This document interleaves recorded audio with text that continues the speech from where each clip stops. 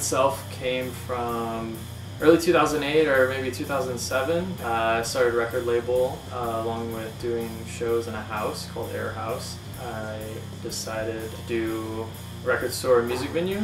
Mainly I wanted to focus on the music venue, so it was an all-ages space, basically where the youth and anybody that didn't want to be like around the party scene could see a show. I was at a different location in Champaign for about a year and a half, and the main focus there was the music venue until I realized that the record store itself was doing pretty well. So I moved to a location that now focuses on the store more, and it basically helps keep the music venue open.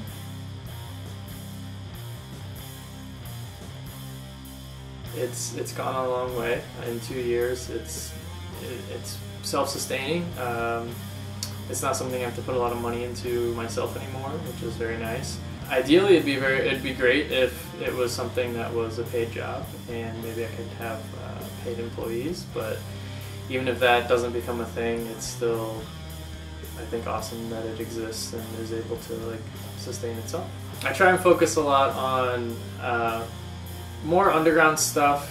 I mean, I do carry a lot of mainstream stuff, but in the realms of just like rock and metal and punk and hardcore, basically a lot of extreme stuff. And then within that, within underground, there's still a lot of hip hop and indie rock and stuff like that that isn't so in the forefront of what is mainstream. It's definitely an eclectic selection. It's not a lot of the records that are here are not elsewhere in town, and a lot of people have to go to a bigger city to find that. I focus on vinyl, and then I do a lot of cassettes, and then I do some CDs, and then we order a lot of stuff for people that request it.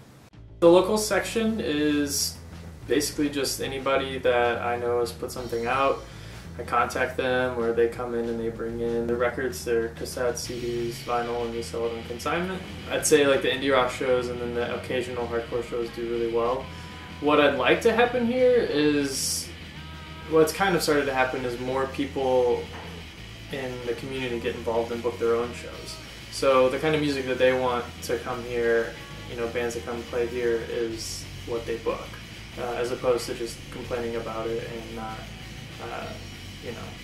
just making an effort to do that. The whole building consists of the record store here.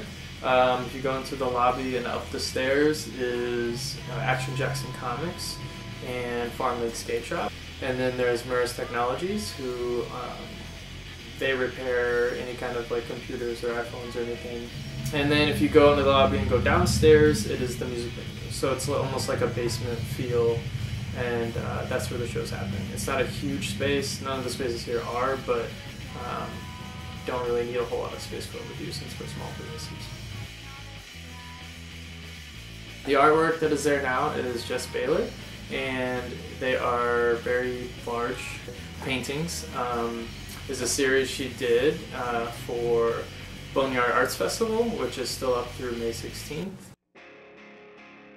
Just being in this location in general, I'm fortunate because the city of Urbana has helped me a lot.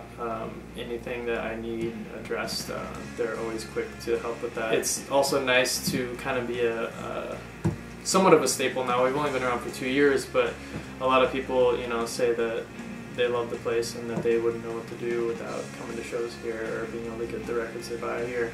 And that's a really nice thing to know that it is a needed space and that it's something people appreciate. So I also appreciate that.